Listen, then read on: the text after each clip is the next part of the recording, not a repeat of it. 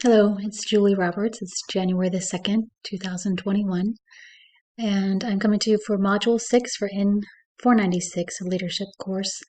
I want to discuss a little bit with you today on my interviews of two different master's prepared nurses that are in a leadership position. What I've come to find out is leadership is really what we make it. It becomes us, we become it. It's a shared sort of relationship, really. We bring our own self, our own quirks, and our own uniqueness to each role that we have. And we'll get to that today in my interview assessments. My first one was a course of 2 phone calls with a professor in a college who has direct reports with the faculty, secretaries, and other teachers in her department, as well as the students. She has done this for several years. She has come from a history of a flight nurse and as well as an emergency room department manager. I think this is by far her most favorite position, and you can tell her excitement in when she speaks that her passion is for students and for helping them create baby nurses into grown-up nurses, is how she puts it. So she talks about her day. She's somewhat scattered as far as she tends to go with the flow, it appears.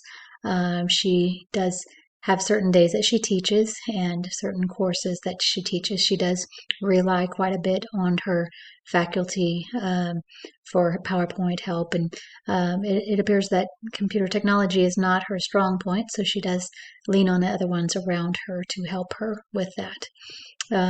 She does create some of the curriculum. She meets with the faculty and the students every month on a one-to-one basis. Her faculty more often than that. She says that she is very approachable. She feels like she can relay information clearly, and shouldn't require folks coming back to her for more clarification, although she welcomes that. She does say that she has an open door policy. She has been able to stay with in-person learning. She is in Utah, southern Utah, and they have still been able to go to school. So she feels like that has helped her not have to make a lot of accommodations during this pandemic, where other facilities have certainly borne much more brunt of those issues.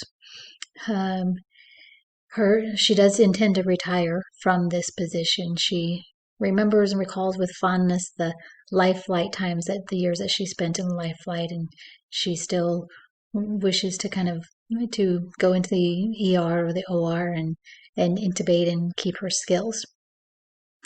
My other interview was with a CNO of an organization, and her personality is much different than the other one. This individual, Leslie is her name. She is very detail oriented, and she carries a notepad with her wherever she goes. One of her favorite pieces of clothing has pockets. It's anything with pockets that she can put her phone and a notepad in, and she feels like she is ready to accomplish anything and to rule the day. She has a number of direct reports from different departments in the facility. She obviously is a CNO, so she is over any of the clinical areas, although they have divided up some of the direct reports with some of the department heads, with the CEO and the CFO as well. So she doesn't have them all.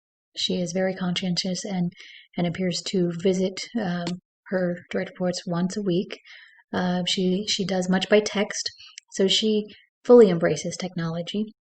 In fact, she said that she would be lost without it. She talks about Excel and different office programs, PowerPoint, and certainly other opportunities that she uses with various EMR systems and her own their policies and things like that they have specific programs for. She does a lot of documentation right now with COVID, and that does take up a lot of her time. She comes across as one that is very easily accessible.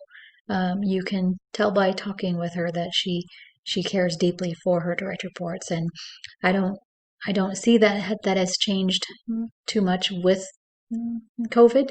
She says that that's how she is, and that it's very important for her to connect with those around her. She does indicate, what I found interesting was that she does indicate how important it is, as a CNO, to understand each of her departments. She realizes that there's a big difference in how the operating room runs versus the emergency room or critical care unit. And she said it's important to really focus and learn what makes those departments tick, because it's not the same thing that other departments. And that's where you get buy-in from those departments, those employees. If they know that you understand what they're dealing with at any certain time, that they can come to you, and you realize that it's not a one size fits all sort of hospital. It's each unit is different, and each unit is unique in their own. I found this assignment certainly time consuming, but certainly eye opening, and it leads me to continue to believe really our leadership style is what we make it. Our personality and our experiences, our willingness to reach others.